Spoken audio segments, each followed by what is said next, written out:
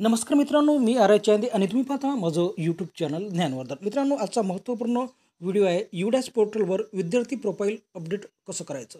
आता विद्यार्थ्याचं profile update करताना आपल्याला GP, EP, FP आणि शेवटी PP हे आपल्याला भरायचं आहे आणि फायनलाइज करायचं आहे. आता GP म्हणजे जनरल प्रोफाईल, EP म्हणजे एनरोलमेंट प्रोफाईल, FP म्हणजे फॅसिलिटी प्रोफाईल आणि PP म्हणजे प्रोफाईल प्रिव्ह्यू. म्हणजे हे तिन्ही प्रोफाईल भरल्यानंतर तुम्हाला हे काय भरलं आहे ते प्रिव्ह्यू पाहायला मिळते आणि नंतर आपल्याला डाटा फायनलाइज करायचा आहे. आपण नवीन असाल, नवीन मुख्याध्यापक असाल, आपल्यासाठी महत्त्वाचं आहे.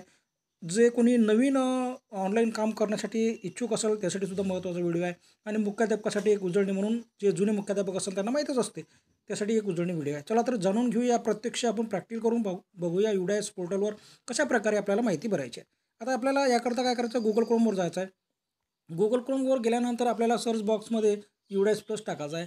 UDAS प्लस टाकल्यानंतर अशा प्रकारे इथे ओपन होईल. बघा आता याच्या तत्पूर्वी आपल्याला काय करायचं आहे, 3 टिपावर क्लिक करायचं आहे. आपला मोबाईलची जी साईट आहे ती डेस्कटॉप साईट करायची आहे, म्हणजे आपल्याला लॅपटॉपसारखं दिसेल. आता बघा इथे अशा प्रकारे स्क्रीन आली आहे. आता इथे सिलेक्ट स्टेट आहे, त्यावर क्लिक करा आणि आपलं स्टेट निवडा. स्टेट निवडल्यानंतर मग गोवर क्लिक करा. गोवर क्लिक केल्यानंतर बघा आता इथे समोरचं पेज ओपन झालं. आता इथे आपल्याला स्टुडंट मॉड्यूलवर कार्य करायचं आहे, त्यावर लॉगिनवर क्लिक करा. लॉगिनवर क्लिक केल्यानंतर आता समोरचं बघा 2025-26चं काम करायचं आहे, त्यावर क्लिक करा आणि इथे बघा अशा प्रकारे इथे ओपन झालेलं आहे. आता बघा, जेव्हा आता मी काही प्रोसेस याच्यापूर्वीच लॉग इन झालेलो होतो, त्यामुळे मला पासवर्ड टाकायची पर्याय नाही आला, कारण मी याच्यापूर्वीच लॉग इन झालो होतो काही क्षणातच. मग आपल्याला कसं येईल, इथे पासवर्ड टाकायचा, UDASचा पासवर्ड टाकायचा आहे आपल्याला, युजर ID पासवर्ड टाकायचा आहे, कॅप्चा कोड टाकायचा आहे, लॉग इन व्हायचं आहे. आता इथे क्लोजवर क्लिक करा. आता आपण कसं मेन पेजवर आला आहे. बघा आता इथे नाही डॅशबोर्ड ओपन झालेला आहे. मग आपल्याला काहीच करायचं नाही आहे. बघा इकडे तुमचे इयत्ता दिलेले आहेत, इथे झूम करून बघूया थोडंसं. इयत्ता दिले बघा, ग्रेड 1, ग्रेड 2, ग्रेड 3, ग्रेड 4 असे वर्ग दिले आहे. आता आपल्याला ज्या वर्गाचं करायचं आहे त्या वर्गाच्या बाजूला बघा इथे एक नाही असा यारो दिसतो काय, उजव्या बाजूला बघा त्या बाणा असा एक त्रिकोण दिसतो, त्याचं तोंड असं खाली आहे बघा, त्यावर क्लिक करा. त्यावर क्लिक केलं अशा प्रकारे माहिती ओपन होईल. बघा अशा प्रकारे माहिती ओपन होईल. माहिती ओपन झाली त्या विद्यार्थ्याची.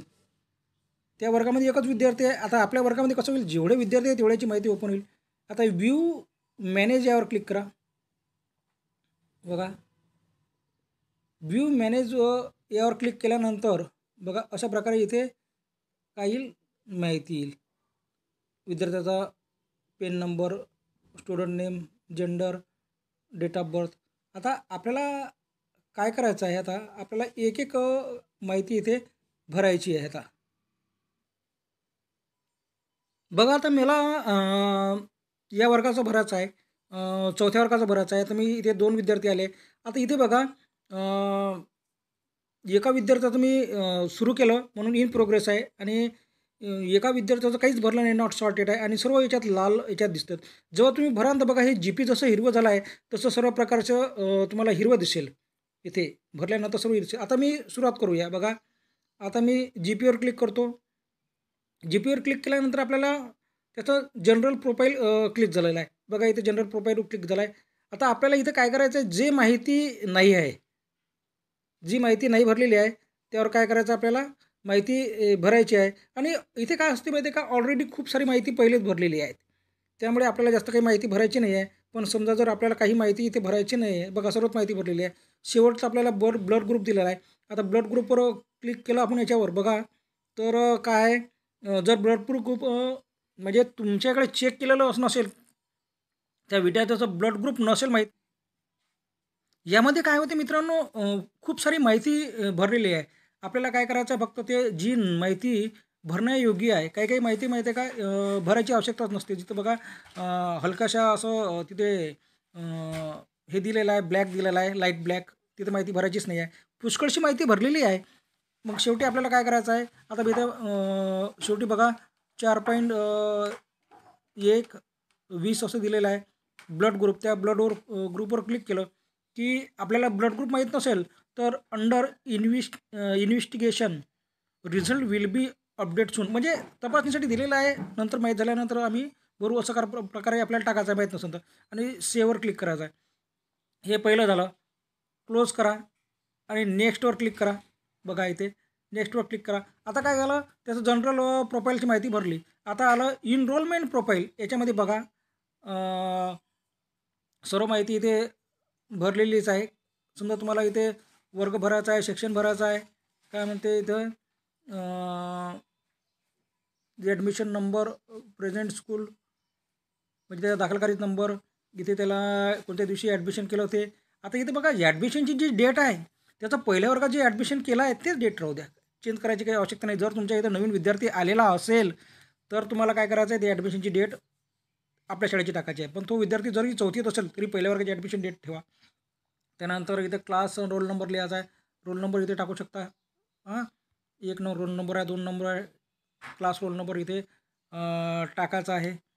त्यानंतर बघा इथे काय मीडियम टाकायचं आहे. मीडियम टाकल्यानंतर इथे language group studies by student हे भरायचं तुम्हाला.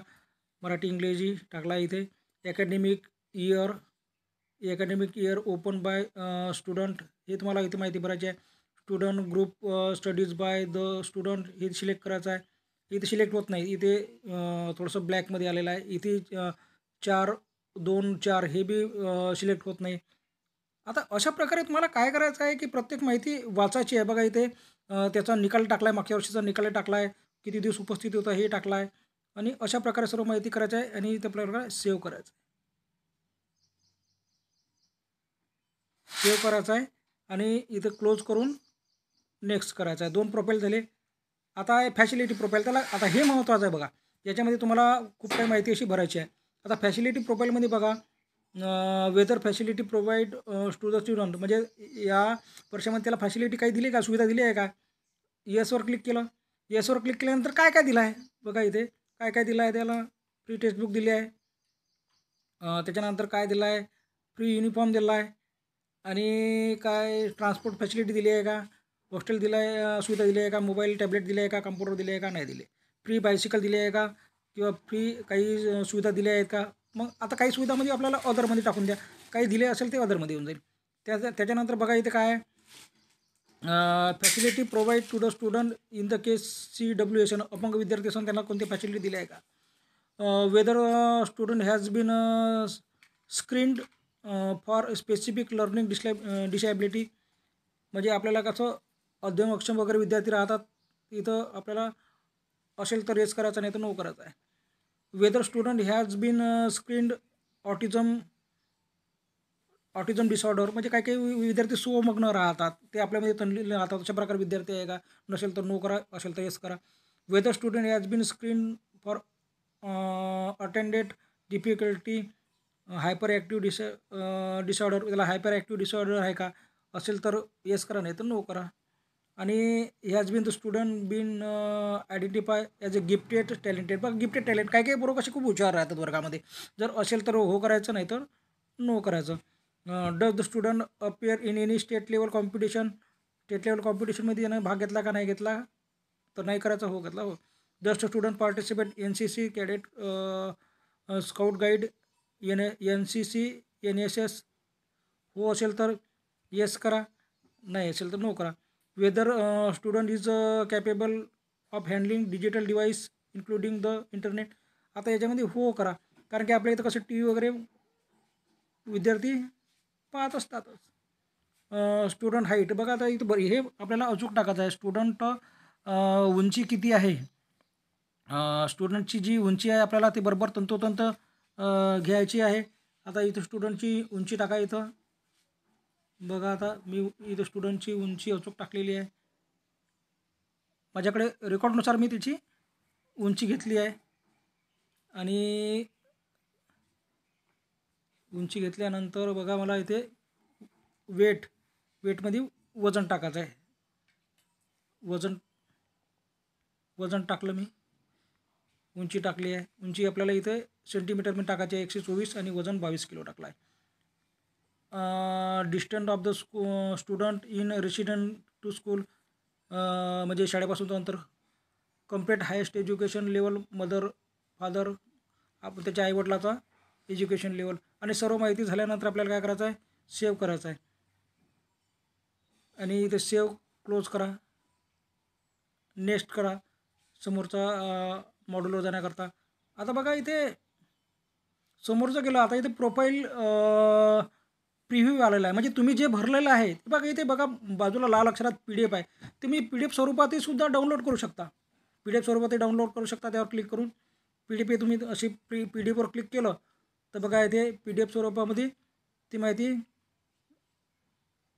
हे प्रिंटर बघा इथे असं करता. सेव्ह ॲज PDFवर क्लिक करा आणि PDF म्हणूनही आपल्याला सेव्ह करता येते. बघा आता मला ही माहिती काय करायची आहे, पूर्ण अशी पाहायची आहे, चेक करायची आहे, काही चुकलं काय, माझं काही राहिलं काय हे आपल्याला चेक करायचे आहे. आपल्याला पूर्ण खात्री झाली की माझं पूर्ण बरोबर आहे तर काय करायचं आहे, कंप्लीटेड डाटा यावर क्लिक करायचा. इथं आला are you sure you want to completed the data. Okay करा. ओके केल्यानंतर डाटा कंप्लेशन इज कंप्लीटेड आता झाला आहे. आता तुम्हाला इथे ओके करा, नाही तर तुम्हाला बॅक माहिती भरायची असेल समजा दुसऱ्या विद्यार्थ्याची तर डॅशबोर्डवर जा. इथे मी ओके केलं आणि अशा प्रकारे मित्रांनो इथे सोप्या पद्धतीने आपल्याला माहिती भरता आली. धन्यवाद.